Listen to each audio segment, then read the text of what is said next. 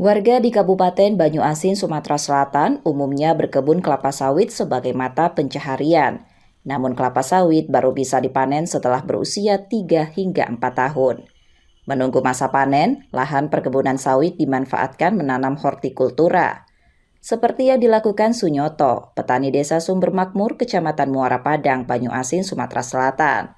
Ia menanam cabai rawit dan cabai keriting di sela tanaman sawit atau tumpang sari. Sunyoto menjalankan praktik ini sejak setahun terakhir di atas lahan sawitnya seluas 1 hektar. Sekali sepekan, ia bisa memanen 10 hingga 15 kg cabai. Hasil panen umumnya dipasarkan ke desa-desa sekitar Kecamatan Muara Padang. Perawatan diberikan agar menghasilkan cabai berkualitas, antara lain memangkas daun yang tidak diinginkan agar buahnya tumbuh optimal. Ia juga memberi pupuk organik. Ya, yang jelas kita manfaatkan lahan yang mungkin masih bisa kita fungsikan. Ya, kalau cabai ini kan bisa untuk kebutuhan sehari-hari. Apalagi sawit ini kan belum produktif kan. Jadi kita manfaatkan lokasi mungkin yang bisa kita fungsikan untuk kebutuhan, yang jelas kayak gitu.